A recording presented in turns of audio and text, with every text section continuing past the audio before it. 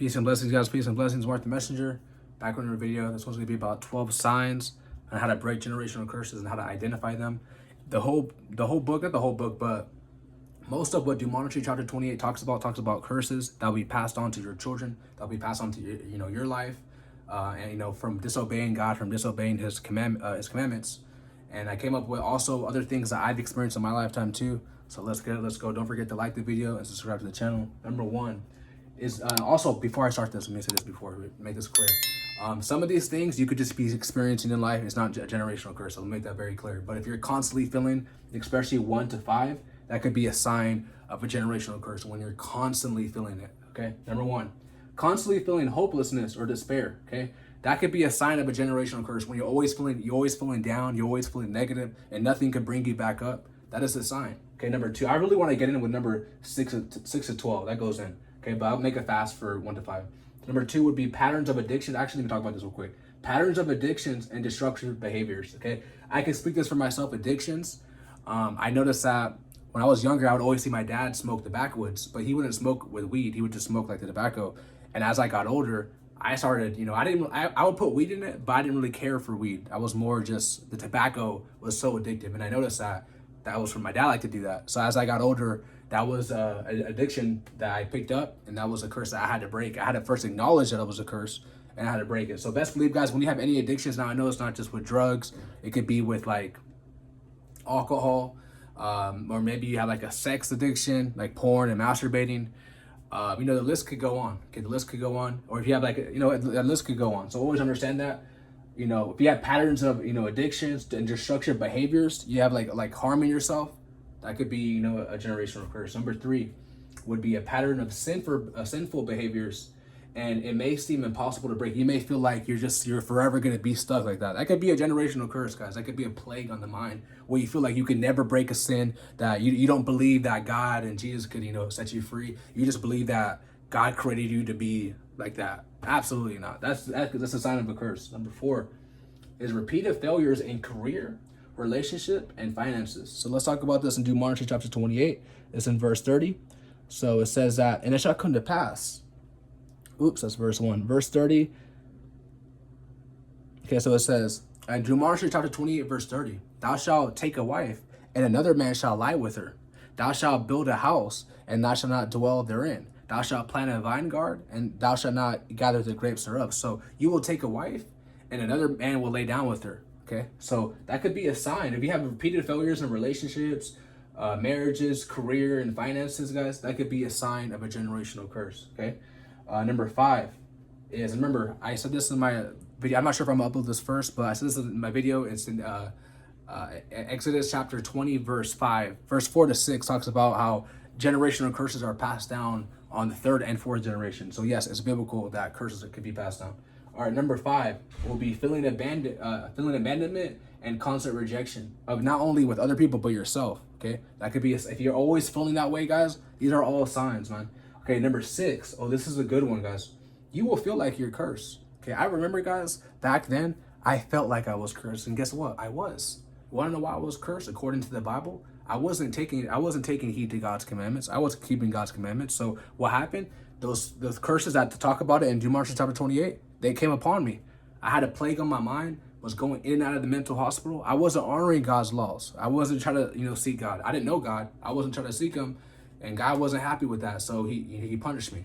Okay, so best believe it, guys. I feel like I'm blessed. I'm blessed. Whoa, now I'm blessed, right? Because now I'm blessed because I'm keeping God's commandments. But back then, when I felt like I was cursed, I felt down. I felt low.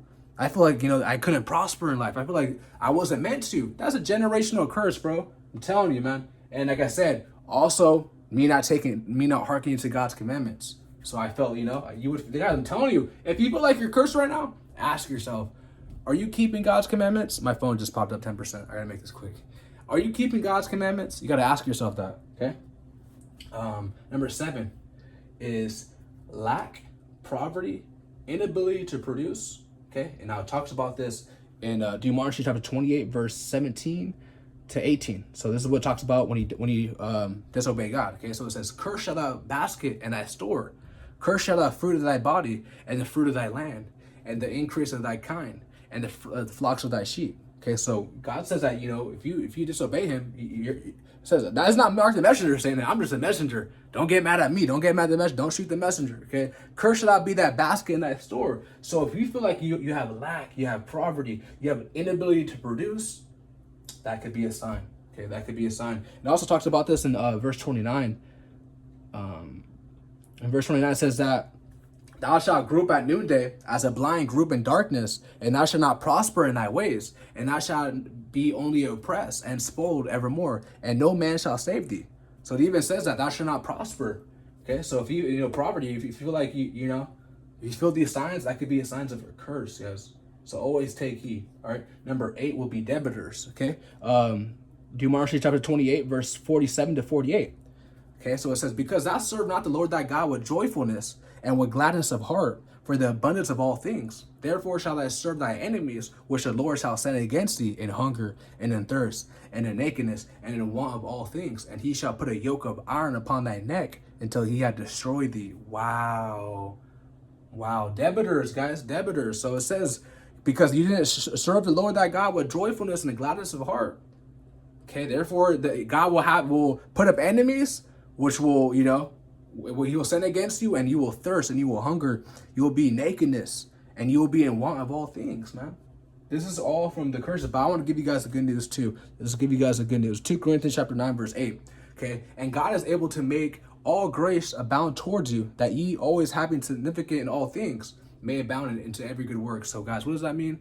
It means go to God. Give your life to Jesus Christ. Give your life to the Most High God. No man can go into the Father but first through the Son. So always understand that if you're in any of these signs, guys, always keep in mind that there's always a time to get right. As long as you're breathing, there's always a time to get right. Okay. Number 9 will be no ambition, no vision, and no direction. Even the Bible says when there's no vision, the people perish. Okay.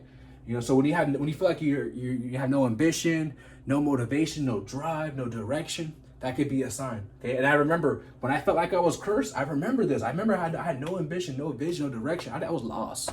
Okay. That could be a sign. Number 10 is bondage and slavery. Okay. It talks about this in Deuteronomy chapter 28, verse 43 to 44. It says, the stranger that is within thee shall get up above thee very high, and thou shalt come down very low. We see this today, black people being very low in low Section 8 houses. And, we're at the bottom, and the stranger, the people of other nations, are at the top. They're rising above. We see that today. Okay. And the stranger that is within thee shall get thee high, above very high, and thou shalt come down very low. He shall lend to thee, and thou shalt not lend to him. He shall be the head, and thou shalt be the tail. So when you don't hearken to God's commandments, you'll be the tail, not the head. Okay. So always keep that in mind. Bondage and slavery.